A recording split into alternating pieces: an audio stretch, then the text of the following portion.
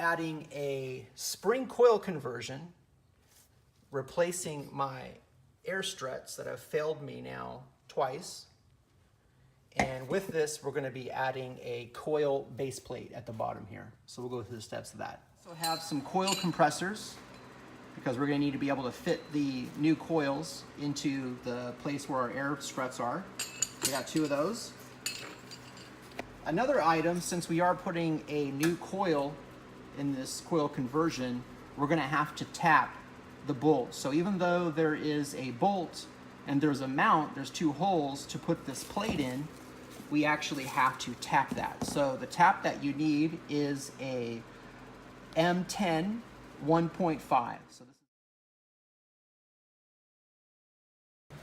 here's the compressor for your air struts, and it's a pretty small compressor. However, all 18 years I've never had to replace it, so it's really good. I might end up putting it on eBay if I'm happy with my coil conversion, but at least you can always go back to your air struts. So I already took off this one. This is the driver's side rear, and this one is the passenger side over here. This is the passenger side rear.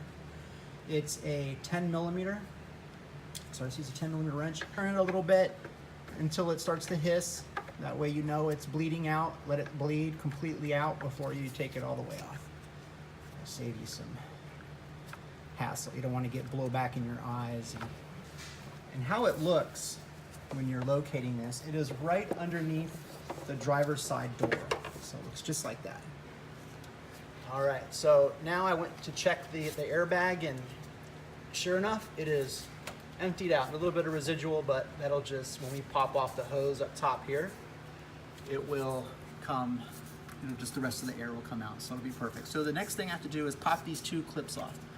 This one and this one. Pretty straightforward. Now it's rusted out, so it's not going to be graceful at all. It's going to be more of a, probably a break than anything, just because I'm not going to trust these clips if I'm replacing the air struts to begin with. So a lot of rust here. And we'll do the next one.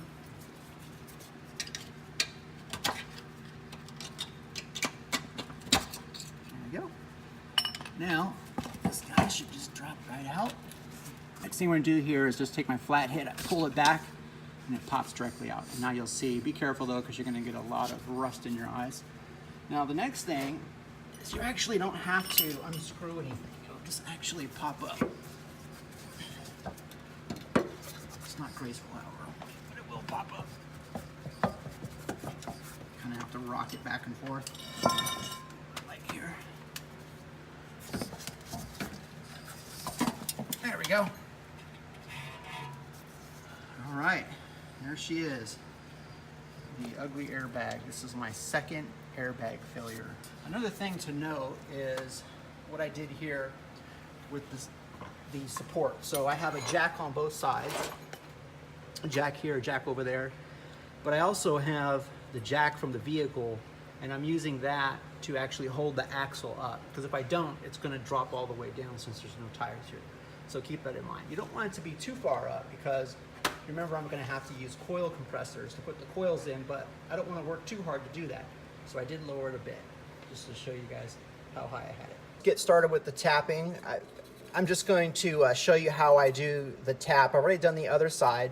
And what you want to do is, first of all, make sure it's nice and straight. The nice thing about this is there's already enough of a lip, because the thickness of this bracket, that it helps you get your tap nice and straight. So you don't really have to worry too much about that. That was my concern when I started doing this tapping. I was concerned that I wasn't going to be straight, but we're good there. And I just do a couple of turns, and then I do a back turn. The reason why I do a back turn, I don't know if you heard it, but it'll break off the shavings of what you're cutting into. So backing off will help to break that excess so it doesn't build up and get your tap stuck. Since it does have another side that's open, it does fall out too, which is nice. I don't have to back anything completely out. I can just go backwards, do a turn to break it, continue.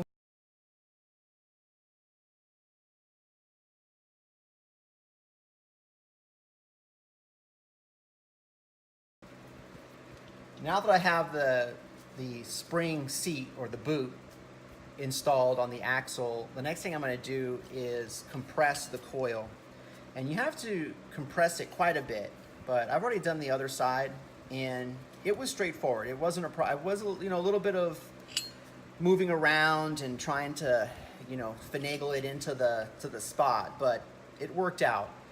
What I use is a spring compressor. You can use this too. In fact, I used this part with a adjustable just because it was nice, and it gives you a lot of length because every you know, spring install is different. So having a lot of room to be able to maneuver that in there and loosen this up so you can get them off afterwards is pretty important. So whatever you end up getting, or if you already have them, awesome, but if you end up purchasing, you know, look for that. So I'm just kind of looking for the right place here.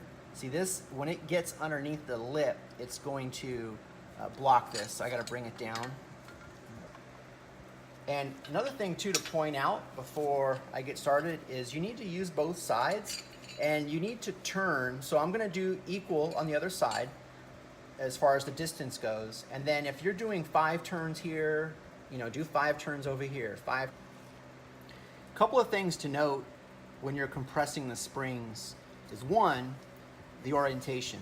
So the spring, where it gathers more, so this is the top of the spring, this is the bottom of the spring. So it's always where it gathers more is the top. Another thing is I started out having this guy, actually it was this one, down here, because I thought as I was torquing it and compressing this, that this was going to come up over. However, what happened was I wasn't getting this part down. I was just squeezing this. So try to get as close as you can to the top, but just make sure that this does not go over. Just